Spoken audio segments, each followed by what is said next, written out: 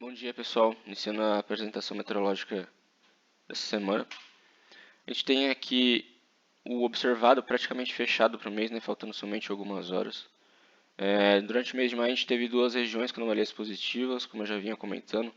A primeira é no extremo norte do Brasil, por causa daquela TSM positiva aqui no Atlântico Tropical. E a segunda é aqui no sul, né, na divisa entre Rio Grande do Sul e Santa Catarina, pegando as bacias do Uruguai e Iguaçu. Essa segunda ela aconteceu principalmente por causa das frentes que passaram tanto no começo do mês quanto agora no final. Então, geraram acumulados bem expressivos aí.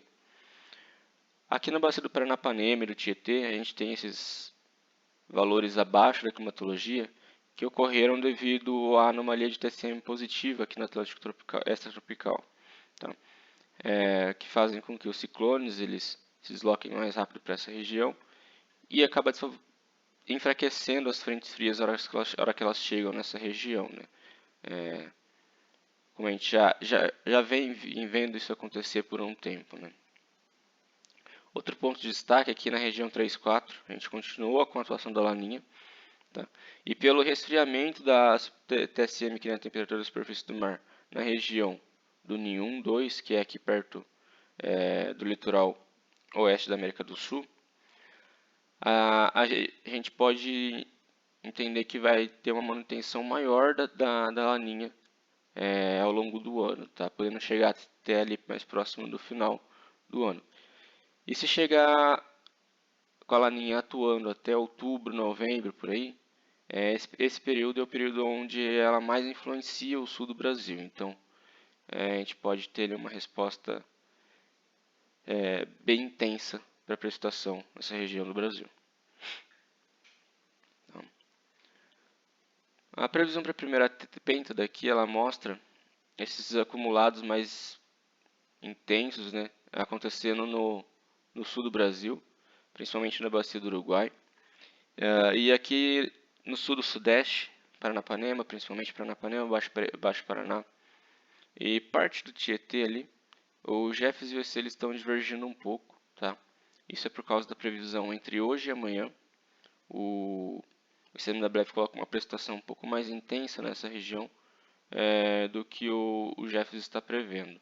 Tá? Assim como eu falei ontem, hoje eu continuo acreditando que o EC está um pouquinho otimista, então deve ficar aqui entre os dois modelos mesmo. Tá? A partir do dia 1º de tarde, ali, dia 2, a gente tem a atuação de um cavado em médios e altos níveis. Esse cavado ele fica posicionado mais ou menos nessa região aqui. Tá? E a leste desse cavado a gente tem o levantamento do ar em superfície. Junto com o transporte de umidade que está previsto para acontecer para essa região, a gente vai ter acumulados mais intensos aqui na bacia do Iguaçu mesmo. Mas a partir do dia 3, essa precipitação ela já perde intensidade e os acumulados eles começam a cair até que no dia 4 a chuva é praticamente só oceânica aqui no litoral, parte sul e parte sudeste do Brasil. Tá? Isso deve ficar até final do dia 4, começo do dia 5, tá? Madrugada do dia 5. A partir da manhã do dia 5, o corredor de umidade, o JPN, que ele começa a atuar novamente para as bacias do sul, para a região sul do Brasil, né? Mais especificamente a bacias do Uruguai e Jacuí. E a gente tem ali a formação de uma mesobaixa, tá? Previsão da formação dessa mesobaixa. Ela pode se formar e acabar gerando precipitação nessa região do Brasil aqui, principalmente no noroeste do Rio Grande do Sul. Tá?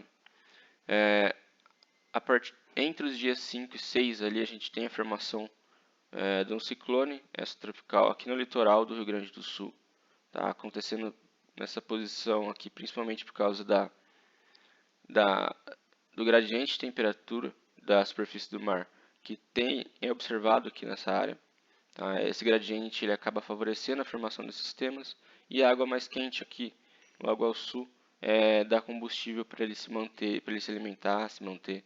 E então, depois de se formar, ele deve se deslocar para essa direção, onde tem aquela anomalia positiva de TSM, tá?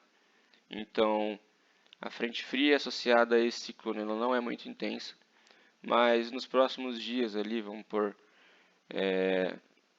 a partir do dia 7 mais ou menos, pode acontecer de essa frente fria ela acabar ficando estacionária aqui sobre as bacias do Grande Alto Paraná e Paranaíba, gerando um acumulado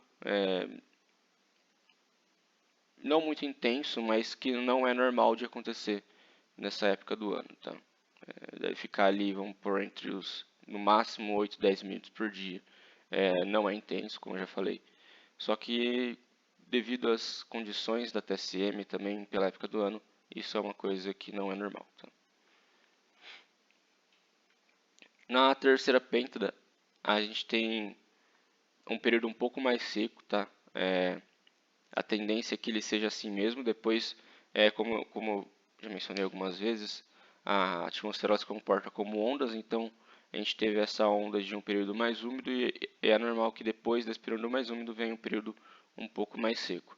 Aí a tendência é que isso realmente aconteça aqui nessa terceira pêntada.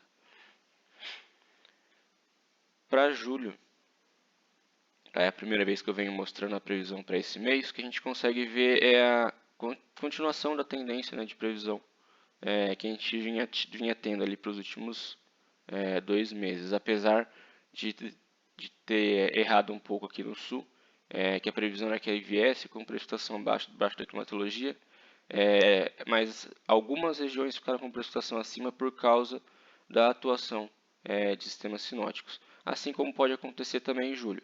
As variáveis climáticas elas mostram uma tendência maior de que a precipitação ela corra abaixo da média climatológica, né? Por isso que a gente tem esses valores negativos aqui. Mas, assim como aconteceu em maio, assim como aconteceu em junho, pode ser que algum sistema sinótico um pouco mais intenso